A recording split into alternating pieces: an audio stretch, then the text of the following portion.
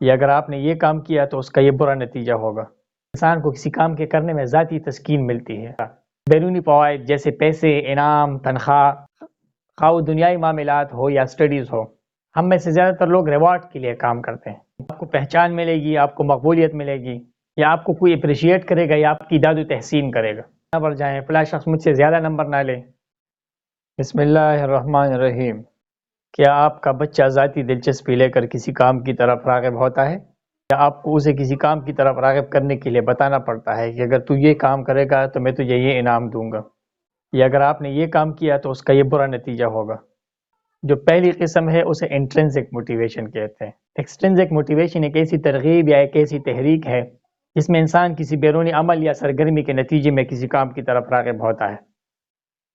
Intrinsic motivation اور ایکسٹرنسک motivation میں بنیادی فرق یہ ہے کہ انٹرنسک موٹیویشن میں انسان کو کسی کام کے کرنے میں ذاتی تسکین ملتی ہے اور ذاتی دلچسپی ہوتی ہے، جبکہ ایکسٹرنسک موٹیویشن میں انسان کو ذاتی تسکین اور ذاتی خوشی سے زیادہ بیرونی فوائد جیسے پیسے، انعام، تنخواہ، انسینٹیوز، مراعات یا خراج تحسین وغیرہ حاصل کرنے کی خواہش ہوتی ہے، اور جب یہ سارے فوائد ملیں گے تو انسان کسی کام کی طرف جائے گا، خواہ وہ دنیائی معاملات ہو یا سٹڈیز ہو، یا کسی رویے میں تبدیلی مطلوب ہو۔ ایکسٹرنسک موٹیویشن کا اوریجن معلوم تو نہیں ہے، لیکن اس کو بی ایف اسکنر کی ری انفورسمنٹ اور تھورنڈائک کی نظریات کے ساتھ منسلک کیا جا سکتا ہے، جس میں پازیٹیو اور نیگیٹو ری انفورسمنٹ اور سزا اور جزا کا عمل کسی کام کی طرف راغب کرتا ہے۔ ان دونوں شخصیات کی نظریات میں آپ کو یہ تاثر ملے گا کہ انٹرنسک موٹیویشن سے زیادہ بیرونی عناصر انسان کو کسی کام کی طرف راغب کرتے ہیں۔ ٹیچر ایجوکیشن میں تعلیمی نفسیات کا سلسلہ جاری ہے، اور اس سلسلے کی ایک نئی ویڈیو کے ساتھ حاضر۔ You are watching Learn to Fun.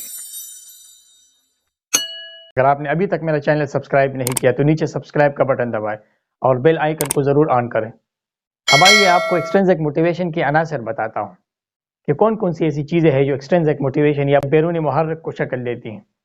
تو سب سے پہلی جو بیرونی چیز ہے جو اسے پش کرتی ہے وہ ہے ریوارڈ۔ ہم میں سے زیادہ تر لوگ ریوارڈ کے لیے کام کرتے ہیں، جیسے آپ یہ کام کریں گے تو آپ کو انعام ملے گا، مزدوری کریں گے تو پیسہ ملے گا، جاب کریں گے تو تنخواہ ملے گی، آپ کو پہچان ملے گی، آپ کو مقبولیت ملے گی، یا آپ کو کوئی اپریشیٹ کرے گا یا آپ کی داد و تحسین کرے گا۔ یہ چیزیں ذہن میں ہوتی ہے تو انسان کوئی کام کرتا ہے۔ دوسرا جو عنصر ہے وہ ہے پنشمنٹ۔ اس قسم کی موٹیویشن انسان کو منفی کاموں اور قانون شکنی سے بچاتی ہے، جیسے کوئی انسان قانون کے ڈر سے کوئی جرم نہیں کرتا، یا کوئی بچہ استاد کے ڈر سے ڈسپلن نہیں توڑتا۔ جو تیسرا ایلیمنٹ ہے وہ ہے ریکاگنیشن یا پہچان۔ لوگ ذاتی شہرت، تعریف، داد اور شاباش حاصل کرنے اور قابل عزت بننے کے لیے بھی کوئی کام کرتے ہیں۔ جو چوتھا ایلیمنٹ ہے وہ اسکول لیول پہ ہے، اسے گریڈز کہتے ہیں۔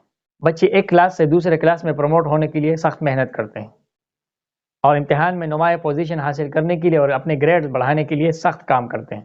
یا بچے سالانہ معائنے کے لیے کلاس ڈیکوریٹ کرتے ہیں، یا سائنس ایگزیبیشن کی تیاری کے لیے سائنس کے پروجیکٹس تیار کرتے ہیں، تاکہ کوئی آئے اور ان کے پروجیکٹس دیکھے اور شاباش دے یا ان کو گریڈز ملے۔ جو پانچواں آنسر ہے وہ ہے کمپٹیشن یا مقابلہ۔ مقابلہ ایسی چیز ہے جو آپ کو ایکسٹرنسکلی موٹیویٹ کرتا ہے۔ مقابلہ یا موازنہ بھی انسان کے لیے بیرونی محرک کا کام کرتا ہے کہ فلاں شخص مجھ سے آگے نہ بڑھ جائیں، فلاں شخص مجھ سے زیادہ نمبر نہ لے۔ کھیلوں میں مقابلے کے دوران آپ اعصاب شکن مقابلے دیکھتے ہیں۔ ٹرافی یا ٹورنامنٹ جیتنے کی جو ترغیب ہے وہ کھلاڑیوں کو سخت محنت اور اعصاب شکن مقابلے پہ مجبور کرتی ہے۔ اسی طرح اسکول میں بچوں کے درمیان صحت مند مقابلے کرائے جاتے ہیں۔ آئیے آپ کو ایکسٹرنسک موٹیویشن کے فائدے بتاتا ہوں۔ اگر آپ نے یا آپ کے بچے نے کوئی مخصوص مقصد حاصل کرنا ہو، کوئی گول اچیو کرنا ہو، تو آپ کے لیے ضرور کوئی ایکسٹرنسک موٹیویشن چاہیے، باہر سے کوئی محرک چاہیے، آپ کو اپنے مقصد یا گول کی طرف پش کرے۔ بیرونی صلہ یا انعام انسان کو اس طرف راغب کرتا ہے جو کسی مخصوص مقصد کے حصول میں مددگار ہے۔ دوسرا جو فائدہ ہے نا، اس سے فعالیت بڑھتی ہے، پروڈکٹیوٹی بڑھتی ہے۔ تعلیمی عمل میں اس قسم کی موٹیویشن بچے کی کارکردگی کو بڑھاتی ہے، اس کے بیہیویئرز میں کافی تبدیلی آتی ہے، اور ایکیڈیمک لیول پر بھی وہ ترقی کرتا ہے۔ تیسرا فائدہ یہ ہے کہ یہ رویوں کو تبدیل یا ریگولیٹ کرتی ہے۔ بیرونی افعال جیسے سزا اور جزا رویوں میں تبدیلی لاتے ہیں۔ چوتھی چیز ہے وہ ہے کمپٹیشن۔ ایک صحت مند مقابلہ اچھی کارکردگی کو جنم دیتا ہے، جس سے مہارتیں اور کارکردگی بڑھتی ہے۔ دوسری تیریوں کی طرح اس تیری کے بھی کچھ لیمیٹیشنز ہیں اور کچھ خامیاں ہیں جو میں آپ کو بتاتا ہوں۔ پہلی خامی تو یہ ہے کہ یہ عمومی رویوں کو تبدیل کرنے کی بجائے کسی خاص مقصد کی طرف جانے کا نام ہے، یعنی کہ یہ ہولسٹک یا ہمجہت نشو و نما کی بجائے ایک عمل کو فعال کرنے کے لیے استعمال ہوتا ہے۔ جیسے کہ اگر آپ وقت پر اسکول آئیں گے تو آپ کو یہ انعام ملے گا، اگر آج آپ اسکول کا ڈسپلن نہیں توڑیں گے تو آپ کو یہ چیز ملے گی، تو آپ کو یہ ایکسٹرا پوائنٹس ملیں گے۔ اس کا مطلب ہے اس کا ٹارگٹ کوئی ایک عمل ہے، عمومی رویہ نہیں۔ دوسری لمیٹیشن سنیں، یہ عمل تب تک کارآمد رہے گا جب تک صلہ ملتا رہے گا، جب تک مزدور کو تنخواہ ملتی رہے گی وہ کام کرتا رہے گا، جب تک اسٹوڈنٹ کو ریوارڈ ملتا رہے گا وہ عمل کرتا رہے گا۔ اگر فیکٹری میں کسی ملازم کا بونس یا تنخواہ روک دی جائے تو وہ قطعاً کام نہیں کرے گا، یا تو وہ اپنے کام سے استعفیٰ دے گا یا احتجاج کرے گا، یا اگر کوئی بچہ گریڈز نہیں لے گا، اسے مارکس اچھے نہیں ملیں گے تو وہ محنت نہیں کرے گا، اسے اپریسیشن نہیں ملے گی، اسے کم تر سمجھا جائے گا تو وہ محنت سے جی چرائے گا۔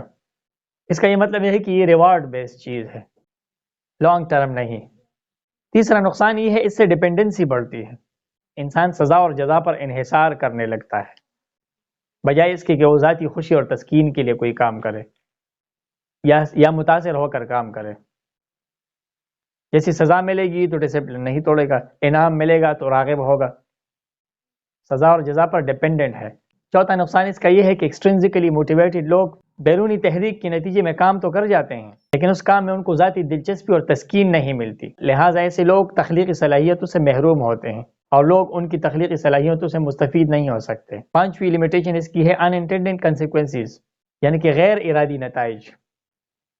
آپ ایک نتیجہ حاصل کرنے کے لیے دوسری ترغیب دیتے ہیں، جیسے استاد کسی بچے کو ٹیسٹ میں اچھا سکور کرنے پر انعام تو دیتا ہے لیکن عمومی مقصد اس کا ہوتا ہے اس کی تعلیمی کارکردگی کو بہتر بنانا۔ اب آپ سوچیں گے کہ اس کا کیا نقصان ہے؟